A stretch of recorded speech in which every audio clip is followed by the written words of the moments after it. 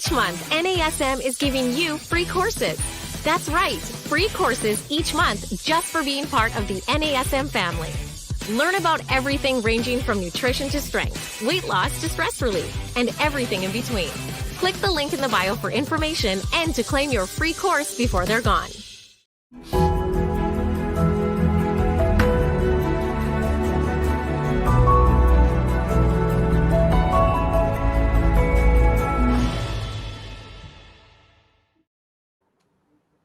Hey everyone, welcome to our Strong Mind, Strong Body podcast. I'm your host, Angie Miller, and I have a great guest with me today. We are going to talk about the aftermath of the pandemic, why so many of us are feeling anxious. And I have a great guest, Amy Tran, and she is a candidate in clinical psychology, a Ph.D. candidate in clinical psychology. So we're going to talk about how come we're coming out of the pandemic, well, sort of, but we're all still kind of wrestling with these anxious thoughts like, what's it going to mean to socialize again? And do I really want to go back to work and sit in long commutes? And what's all this mixed bag of emotion that we're going through? How come the world is opening back up, but I'm wrestling with anxious thoughts? So let me bring my guest in, Amy Tran. And Amy, I just want you to introduce yourself. Hello, thank you for having me. Hi, everyone. Thanks for tuning in. So my name is Amy Tran, and I am a doctoral candidate in clinical psychology. I am studying at the University of Windsor, which is located in Southern Ontario. And I'm excited to be here and to chat more about this really important topic. So welcome, everyone. Thank you so much, Amy. Good. Thanks for reintroducing yourself in case I didn't get that title correct. So, actually, I love the work that you do, Amy, and I love that we both love this topic of anxiety. And I do think that it's a big, heavy topic right now. And I think it's something that a lot of people don't talk about. A lot of people don't admit to these uncomfortable feelings. And in fact, they're not even sure how to identify them.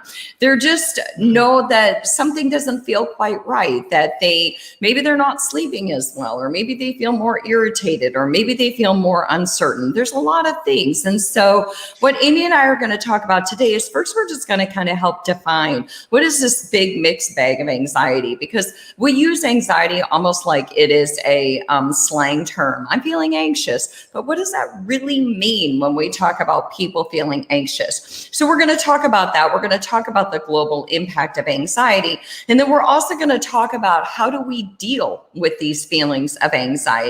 And then last but not least, what are some coping skills that we can implement to feel better emotionally and physically? Because we all know that our emotional and our physical health go hand in hand. It's not two separate ends of the bridge. It's the two pieces coming together and meeting in the middle of the bridge. So Amy, I'm going to turn this over to you. Let's start to define what is anxiety other than a slang term that everybody says.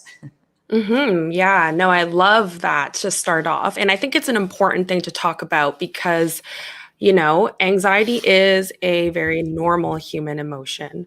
But when it gets too intense, that's when we start to see those mental and physical impacts on our health. So when we talk about anxiety in psychology, in the clinical work, we define it as excessive anxiety and worry that can span for about 6 months or more. And then also, people find it difficult to control the worry. And the worry is associated with at least 3 of these 6 symptoms. So they could be nausea, muscle tension, difficulties concentrating, shortness of breath, difficulty sitting still, or an even numbness and tingling in the feet.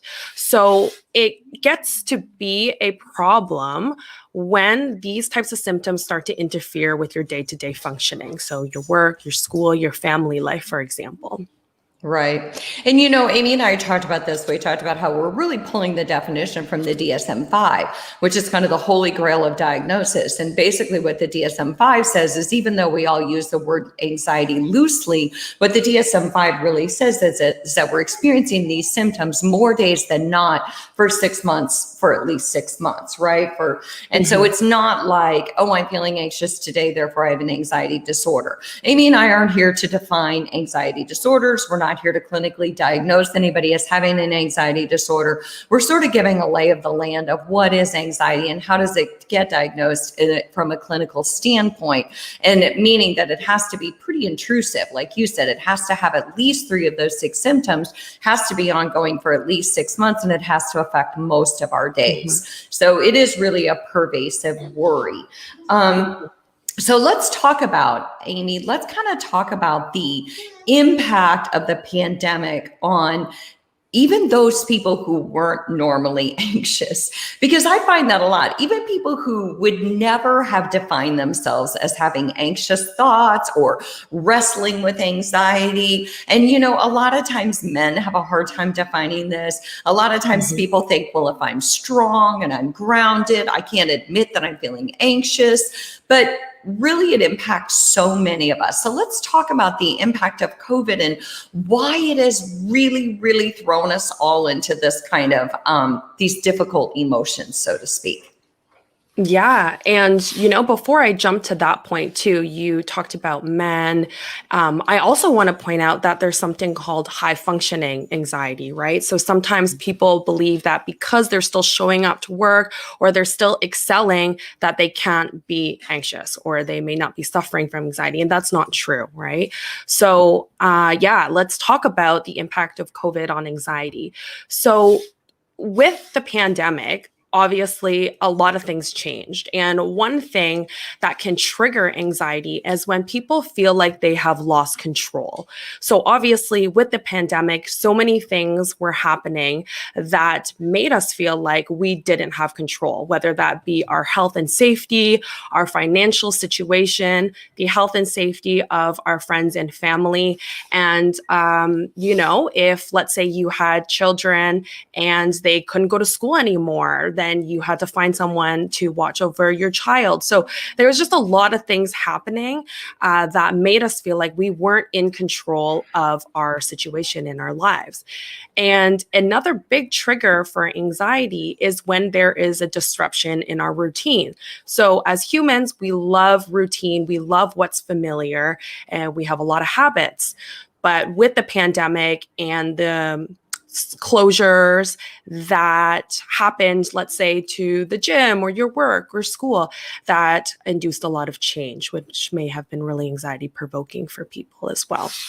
Yeah. And you know what I love, Amy, is I have to self-proclaim here. I'm going to do a true confession. Okay. So whoever's listening, promise you won't tell anybody, but I would consider myself a high functioning anxious person. Those who know me are giggling right now. They're like, are you sure you're high functioning? But you know what? I'm pretty high functioning, but I would consider myself somewhat more anxious especially during COVID than ever before. Working from home has provoked a lot of anxiety. My husband and I are both working from home. This morning we had internet problems. The computer wouldn't turn on. I couldn't get logged into my own podcast. The dog won't stop barking. The washer's going to get delivered. So things could disrupt at any moment now, just to warn you all. So again, before I, go further with these points, I just want to reintroduce, I'm talking to Amy Tran, and she is a Ph.D. candidate in clinical psychology. Amy's coming to you from Canada. I am coming to you from Charlotte. And I love that we can have this conversation, be in 2 different places and 2 different parts of the world and be experiencing the same things with our clients within ourselves. So we are talking about how come the world is reopening, but we're still feeling anxious, or maybe we're feeling more anxious as it reopens. And so the other thing that I want to talk about is, Amy, you talked about that a lot of times what's really pervasively making people feel anxious during this time is that we feel like we don't have any control. And that is, decisions being made for us. And there was the whole, we get out of a routine. And I just did a podcast recently on building habit, because habits really give us a sense of security. They build a solid foundation.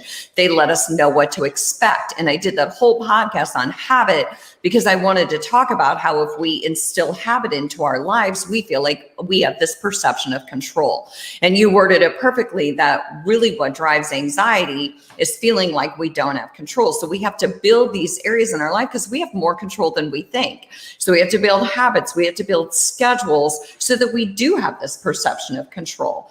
But I think another one, Amy, you and I made a whole list and we can just kind of go through that. I think another thing that's inviting the anxiety is ambiguity about our future. We're still not certain. And with the new variant coming up, we're all like, well, what does this mean? Am I going to have to work from home for the next 5 years? That might be what my brain is thinking. Right. No, exactly. When are things going to open up again? When am I going to go to the gym? I'm stressed out. There is so much what if thinking with anxiety. That's a hallmark of anxiety, is catastrophizing about the future, or tolerating ambiguity is something that a lot of people who are anxious struggle with.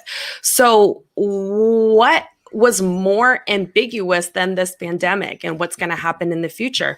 Nobody knows. I feel like things changed every couple months. I don't know what it was like where you're from, but here in Toronto, I think that things opened up and then closed like 2 weeks later, right? So that can be very, very, very anxiety provoking for people. Yeah, absolutely. Ambiguity about the future, ambiguity, not feeling like we have control over our decisions.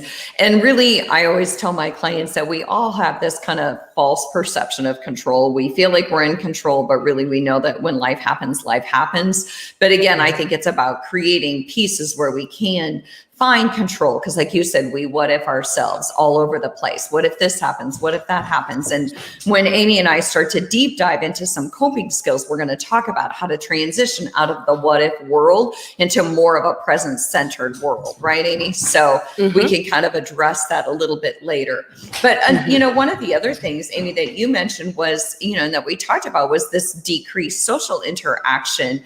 And now we are re-inviting social interactions. And so I think that social anxiety is another big part of what we're dealing with. And I think a lot of fit pros are like, social anxiety? Are you kidding? We're social people. But what about your clients? So let's talk a little bit about social anxiety, because I think that's a big one right now. Yes. Yeah. Social anxiety is a huge one. So let's define social anxiety and what it is for people who may not be that familiar with it. So it's anxiety around a fear of being judged, embarrassing yourself, being critiqued. And with the pandemic, there's a couple of things that happened, right? So there was a loss of social interaction since many of us couldn't interact with people in person. So for those of you who may have already been anxious about social situations, this may have been a temporary safe haven for you, right? But as we're seeing now with things reopening, that is not sustainable, staying home all the time, not going out. So with the reintroduction of social interactions, people may feel like their social skills are a bit rusty, and that can be very anxiety provoking with them. Even with people who were not socially anxious before, they may also feel a little bit anxious going back out into the world, right? So that's the social part. Now, there's also this thing where we can't interpret social cues very well with everyone wearing a mask. So that may be anxiety provoking as well. And a third layer of that is there are people who have different comfort levels with shaking hands, hugging, vaccine status. So having all of those things that you have to think about can be really anxiety provoking when people are trying to navigate. So in essence, there isn't a template we can use, a social script where we can use anymore to interact with people, right? Because there's so many variables that we need to consider. Yeah. I think you're spot on. And I kind of want to go a little bit deeper into each of those, because I love the way that you laid out the framework there. But the first thing that you mentioned with social anxiety was we feel like we've gotten a little stale. And I'm an extremely social person. My bucket gets filled when I socialize, whereas some people feel like it takes away, those who are more introverted. But even for me, I have to laugh because now social situations, I'm like, I guess I need to brush up on my social social skills. I am not as used to it. And I'm finding that when I'm in social situations now, I can almost more than ever before relate to an introvert, because I'm like, oh, wow, this takes a lot of work and I'm not used to feeling that way. I'm used to my bucket being full when I'm in a social situation. So I can very much, you know, for the whole thing during the pandemic was those who were introverts were like, yes, I'm used to this. Those who were extroverts were like, no, I'm not used to this at all. Well, we all are kind of having to figure out what that means as we reintegrate.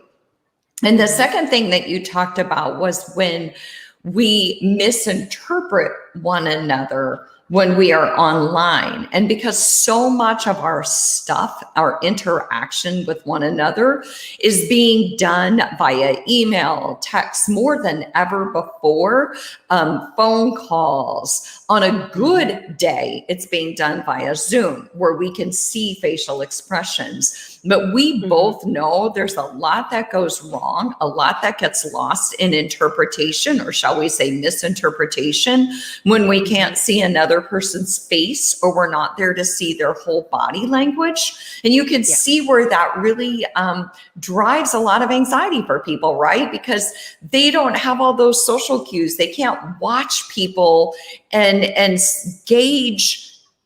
They can't see themselves through the lens of other people anymore. Exactly. Right? Exactly. We were thrown into this environment where we were essentially forced to use technology to communicate with each other. And if you didn't have anxiety before, it may have gotten heightened through that experience, because there is a lot of ambiguity online. People have all different types of styles of communicating, right? So, oh my God, they used a period, or they're taking so long to respond, or they seem like they're not really happy because they weren't smiling at me nonstop on Zoom. All types of ifs and all these types of stories that we can tell ourselves can increase the anxiety. And then we're now coming back into the world where we're, you know, trying to brush up on our skills, and people are wearing masks. So it is a really tough time for people, for sure. Yeah. And you know what's funny is I recently gave a big presentation, and everyone in the room had the option of leaving their camera off.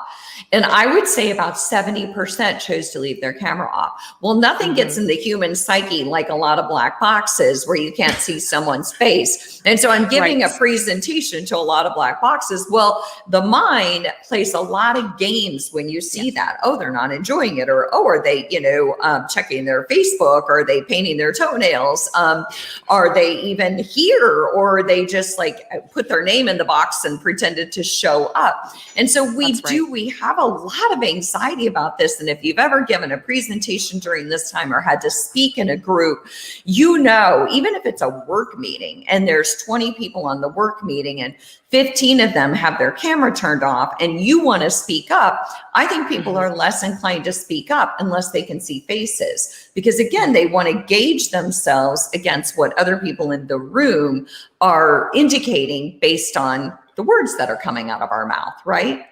Yeah, that's right. Yeah. And I also wanted to add another thing too, is that, a lot of my work is with young adults and teens, and, trying to navigate these social interactions can be tough at that age. And I think when you can interact with people in person, a lot of things can happen organically. Like you bump into someone and they ask you if you want to join them while they're going to the restaurant or the mall or whatever.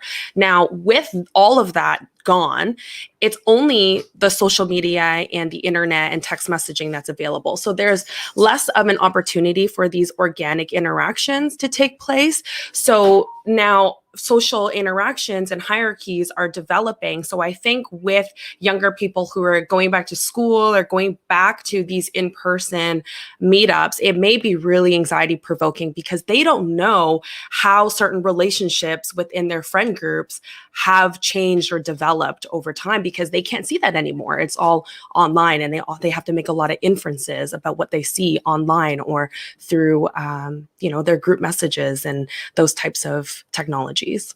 I am so glad you brought that up. I think that is such a powerful point because I do think that that even happens with adults. Think about how many organic get-togethers happen in a work environment where you're walking down the hall, you see a couple coworkers going to the lunch. Oh, Angie, do you want to join us for lunch? Whereas as opposed to, you see online that so-and-so and so-and-so went to lunch and automatically you feel slighted or like you weren't thought about. But you're right. So much of the interactions that have been taking place have happened organically or used to happen organically. And now there's just not as much room for that. And so I think as young people of all generations, it's like we have to put ourselves out there even more for people to stay in people's mind space, to be included and involved in things. And for some people, that's a really uncomfortable thing. It feels very intrusive. People feel like, oh, I'm inviting myself. Not really. You're just helping people remember that you're here. Maybe you're not active on social media, but maybe you still would like to be a part of things that are happening, even if it's a Zoom party on Friday night or a happy hour, right?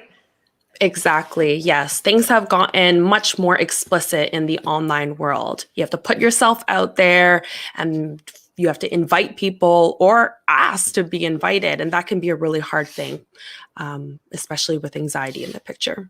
Yeah. So I'm talking to Amy Tran. She is a candidate, a Ph.D. candidate in clinical psychology. She's coming to you from Canada, and we are talking about the aftermath of the pandemic. How come we're re-entering the world, but yet so many of us are having a lot of anxious thoughts or a lot of mixed emotions about everything that's going on around us? Everything from what does it mean to be social again to do I really want to go back to work to how do I pick up on social cues to all this other stuff.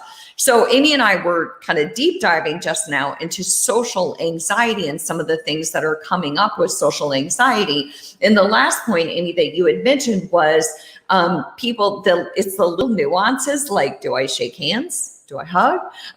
What's the political protocol right now as we re-enter into the world? And it's those seemingly little things that are creating a lot more anxiety for a lot of us. How do we show warmth and inclusivity when we're really not supposed to get any closer than 6 feet to someone? Right? Totally. And the fear of offending someone or scaring someone. So with social anxiety, that can be a really intrusive thought. Am I saying something stupid? Am I offending anyone? So now we have this added layer of, am I standing too close to someone? Right? Or do I shake my hand? What if I don't? Do they think I'm being rude? But if I do they think that I don't care about the pandemic? So there's just so much that people need to think about now, which can be really, really hard on our mental health. Yeah, because at the end of the day, the more thoughts that are spinning around up here, the more it actually exacerbates anxiety because it's a lot of clutter going on. And how do we clear away the clutter? So actually, Amy, I'm going to move into that. I'm going to move into, speaking of clutter, how do we clear away the clutter? How do we manage these anxious thoughts? And again, I want to put it out there that even though I work in the clinical world and Amy works in the clinical world, we're not diagnosing anxiety. We're defining anxiety. We're talking about what it means socially, what it means for our society. And then we're going to talk about some coping skills because whether you've been clinically diagnosed with anxiety or you just experience some anxious feelings, we just want to offer some tools of the trade to kind of help get people in a more comfortable space. What do you think, Amy? You ready to move on to some coping strategies? Yes, I'm totally ready. And I'm glad that you mentioned that these coping strategies are available to everyone. Yeah, absolutely. Even those who just feel like they're a little bit stressed out. I mean, we can all manage these coping strategies. I use these coping strategies every day in my life, whether I'm experiencing anxious thoughts or not. So one of the things that Amy and I talked about is, you have to relax the body before you can relax the mind. And so we were kind of brainstorming some different ways of how you relax the body. And one of the things is we've talked about breathing. There's all kinds of different breathing techniques. progressive muscle relaxation, where it's a tense and a release. And there's great YouTube videos on progressive muscle relaxation. And I think it especially applies to fit pros, because fit pros are like, I can't meditate, I can't breathe. But they can do progressive muscle relaxation because it very much emulates what we do when we're strength training. There's a tension and then a release, right? Right. But it's the other thing that, before I turn this over for Amy to give us the next tip, is there is the 5, 4, 3, 2, 1 strategy, which is clearly observing your environment. I think this is another way to relax the body. So a lot of times if I'm between clients or I'm having a hard time sleeping, I might get up out of bed and I do the 5, 4, 3, 2, 1. And that is basically, let's say I walk outside or I walk into a new room. And the first thing I do is I look for the first 5 things that I see. So, I see my screen right now. I see my light ring that I'm using. I see my webcam and so on. And then 4 things that you can hear. And so the first 5 things I lay my eyes on, the first 4 things that I hear, 3 things that I can feel. I can feel my desk. I can feel my computer. I can feel the warmth in the air. And then 2 things that I can smell. So what can I smell? I wish I could smell chocolate. And then 1 thing I can taste. So it's the 5, 4, 3, 2, 1. It's just a great way to reset the nervous system. And it's a great way to relax the body so that the mind can clear itself. So Amy, I'm going to turn it over to you to kind of move on to another coping skill. Yeah. So I love those. Thank you for the awesome summary. So we're going to talk about now our thinking. So our thinking oftentimes can drive a lot of anxiety, but what is really important to remember is that our thoughts are not always facts. So one of the evidence-based therapy modalities for addressing anxiety, which I'm going to talk about now, is cognitive behavior therapy, which stands for CBT. So I want everyone to picture a triangle, and on each point of the triangle, there's thoughts, feelings, and behaviors. So all of these 3 things influence one another, right? So if you are invited to a party, for example, and you feel really, or you think no one's going to talk to me, I'm going to have such a horrible time, then you're going to feel sad or anxious. And then that's going to influence how you behave at the party. You may feel, or you may act very closed off and withdraw. So if I asked you right now to think of a purple elephant, could you do it? Probably I could. Yes. Yeah. And if I asked you to clap twice, could you do that? Yes, I can. Now, if I asked you to stop worrying about the pandemic and stop being anxious, could you do that? No, and that is not helpful. You're fired. Right. So it's a lot harder to change how we feel, but it's a lot easier to change what we do, how we act, and how we think. So one of the important things in CBT is to monitor and change our automatic thoughts. So we have thousands and thousands of thoughts every day. And you may not know that because they're automatic, right? So when you notice the shift in mood, when you're suddenly feeling anxious, I want you to think, what was I just thinking? And tune into yourself. Ask yourself what you were thinking. And those are your automatic thoughts that are usually fueling the anxiety. So you may be thinking, what if this, or why were they laughing at me? They don't like me. And part of CBT teaches you to monitor your thinking, but then ask yourself, okay, am I falling into a thinking trap? And I'll give you an example of some thinking traps. So one is mind reading. We tend to read people's minds. They think I'm dumb. They think I'm a failure. They don't like me. Well, we don't know if these things are true. We're just reading people's minds, right? Another one is future telling. I'm going to have such a bad time. They're going to hate my presentation. I'm going to, I can't even think of one, but you get the point, right? So there's future telling. There's catastrophizing, where you think of the worst case scenario. And then there's black and white thinking as well, where you think on 2 extremes. So it's either this or that. So if I don't get 100%, then I'm a failure. But no, that's not really true. There's a lot of gray area in between as well, right? So there are tons and tons of thinking traps. Now, I don't have time to go through all of them, but there's tons of amazing resources online. If you just look up thinking traps CBT, then you'll see all of these different thinking traps that people can fall into that can really exacerbate and heighten your anxiety. Yeah, I think you described cognitive behavioral therapy perfectly.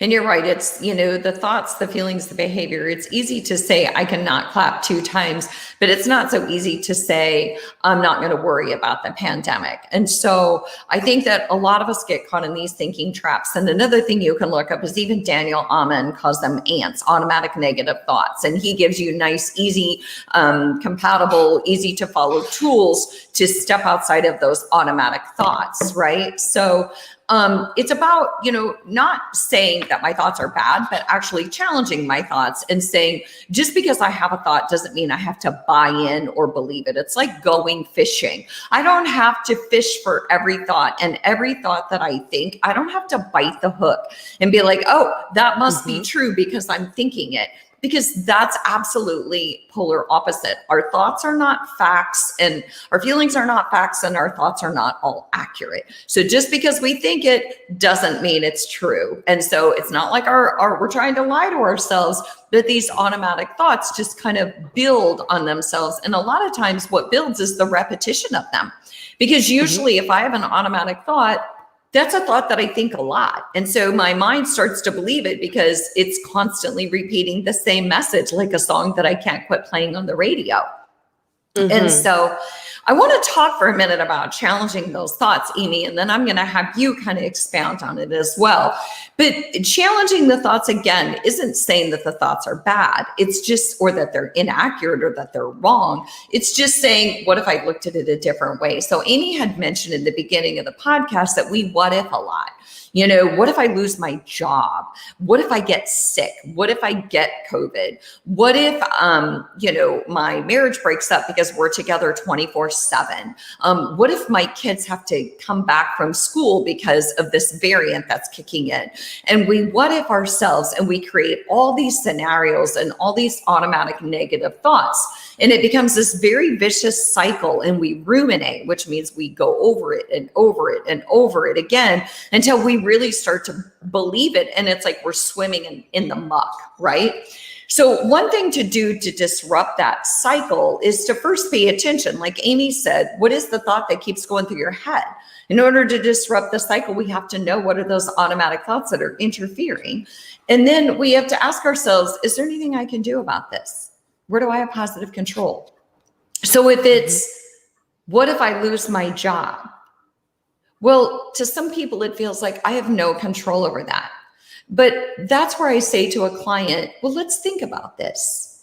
Let's think about, where do you have positive control? What are some things that you could do or think about, or what are some action steps you could take? So some of my clients have said, well, I can update my resume. Perfect. It's a great time to do that. It makes you feel like you have positive control. You're taking an action step to mitigate the effects of, if I lost my job, boom, I'm ready to go. I have a resume ready to go.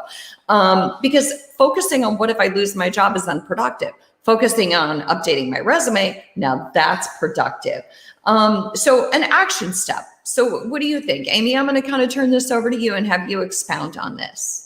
Yeah, I love that you touched on positive control, because that's something that I encourage the clients that I work with when we're dealing with anxiety to do, is focus on what you can control. And what I say is, if you have a what if thought, instead of thinking, oh my God, if I lose my job, I'm gonna not be able to pay my rent or my mortgage, and whoa, let's take a step back and let's actually play the scenario out to the end. So take a step back, take some deep breaths, right? We want to calm the body, then we can calm the mind, and grab a piece of paper and write, okay, so let's say, what if I lose my job? What can I do to cope? And then play the scenario out to the end and pull on your coping strategies, as well as think about the things that you can control. And then look at everything that you have written down and ask yourself, how does this make me feel? Do I feel like I can get through this? If the worst case scenario actually unfolded, could I actually cope with this, right? Who can I lean on for support? So it's just playing the scenario out in the end can help you realize that you are resilient, you can cope, you do have supports to lean on, rather than getting stuck in this spiral of everything's going to collapse and I'm not going to be able to get through this. Yeah, I love that. I absolutely love that. Playing this scenario to the end. Actually, okay, let's go with it. Let's pretend this does happen. And another thing that I work with my clients on is, doing that, but then also I ask them, can you think of a time in your life where something happened that was worst case scenario? Like your worst fear came to fruition. Oh yeah, everybody can think of a catastrophe in their life, something horrible that they've been through. And then I ask them, what were the tools that got you through that? And then we play that back. And I want to know, what were the tools that got you through that situation? What are your strengths? What were the obstacles that got in your way? And how did you overcome those obstacles? Because remember, we always talk about heroes of the world, but we are all our own personal hero. And so we've all been through these catastrophic times in our lives, and we found a way to get through that. And so whatever we called upon then, that is still within us. In fact, it's even stronger now because we're on the other side of that trauma. And so now I can use those skills to deal with, what if I lose my job? Love that. Yes. Thinking about the challenges that you had in the past, asking yourself how to cope. Another helpful question too is to ask yourself, what are the chances this might actually happen? Because sometimes we exaggerate the probability of something scary actually happening. And while I'm talking about these questions, I also want to present some other questions that people can ask themselves to challenge their thinking. So some popular questions that are used in therapy include what I already mentioned. So what are the chances this might actually happen? Another one is, what evidence do I have to support this thought? What evidence am I missing to support this thought? What would I say to a friend or a loved one going through the same situation? And then, like we already talked about, if this actually happened, how would I cope? So these are all some questions that you can ask yourself to challenge your thoughts. And when you're first starting out, it may be hard to do this in your head. So grab a piece of paper or keep a notes in your phone, or there's even some apps, CBT apps that you can use as well that can help you. And remember, it's a skill, right? And how do you get good at something is practice. So the more you practice this challenging your thought exercise, the easier it's going to be. And then the easier it is to have more helpful automatic thoughts. I love that. I think that's fantastic. And so I hope that everyone kind of reviews those questions. I jotted them down because even though I know the questions, I can never, there's a lot of different questions, but just a couple is, what evidence do I have to support that this is actually true? What evidence do I have to support that it's not true? What would I say to a loved one who's going through this? And if it happened, how would I cope? And so those are really, really powerful questions. I hope you kind of replay this and go through those questions. And so in the spirit of time, Amy, I want to and again, I'm talking to Amy Tran. She is a doctoral candidate in clinical psychology. And we're talking about, this is the aftermath of the pandemic. We're re-entering the world. How come we're anxious? And so I want to talk about just a few ending coping skills that Amy and I had talked about. And one of them is, scheduling worry time. Amy, you had mentioned that one. And so, you know what, I'm going to schedule, I'm going to allow myself 10 minutes to worry. And then I'm going to set a timer. And when that 10 minutes is up, then I'm going to move on. And guess what? Worst case scenario didn't happen during those 10 minutes. And I'm going to let you circle back to that if you want. Another one is journaling. Of course, there's exercise. And I think my biggest one is keep the conversation going. When we use thought suppression, when we try to keep it inside, it's like a boiling pot and our thoughts gain more power because they really want a place to go. We all need support. We are inherently wired to need the support of other people. So we don't want to suppress those thoughts. We want to keep the conversation going in a safe space with safe people, because I am telling you, to everyone who is listening, if you're feeling it, chances are most of the people in your circle are feeling it too. So Amy, I'm going to let you kind of roll with that for a minute before we close up. Yeah, for sure. I mean, you did a wonderful job explaining them, Angie. The one I will add, though, is exposure. So, with anxiety or fear in general, right, we tend to cope by avoiding the thing that we're scared of, and that makes us feel safe. But the thing is, we need to expose ourselves to the very thing that is creating that fear in order for your body to desensitize to it. So I'm not by any means saying, if you're afraid of a group of people, to go to a big gathering with 50 people. I'm not saying that at all, but start small. Pick something small, like even interacting with the barista or saying hi to someone at the bus stop, anything. So start small and then evaluate how that went. If you're having any of those automatic negative thoughts, challenge those thoughts, replace those thoughts. And then that is going to be how you retrain your body to overcome that fear. So start small and then pick the next thing, then pick the next thing. And then eventually try to expose yourself to the thing that you're scared of the most. And this is a therapy strategy, a modality that's used in therapy. There's a lot of research to back up exposure. But of course, make sure you have the appropriate coping skills that work for you and a supportive person you can reach out to if you get a bit too anxious. But I do want to add that exposure and challenging yourself to face the thing that you're scared of is an important piece of combating anxiety and challenging anxiety. Thank you. That was phenomenal. I'm glad that you explained that. And, I will say to all you trainers out there, here's another way that I think exposure therapy comes into play. I talk to a lot of brand new trainers, and brand new trainers, they get their certification, they have the book smarts, but they're too scared to get started in working with clients. And what I always say to them is start with your friends, start small, start with 1 or 2 clients.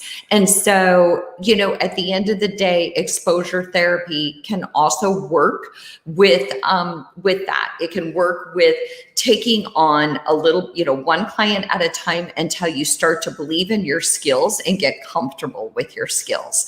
So, you know what? I so appreciate all of you joining us. I want to just say a little thank you to Amy. Amy is on Instagram and she is at Doodled Wellness. And I'm on Instagram. I'm at Angie Miller Fitness. And you can reach out to Amy with questions. You can reach out to me with questions. But Amy, I really want to authentically thank you. I think you did a phenomenal job. I love to have this dialogue with you about anxiety and really just take away the stigma of it for all of us.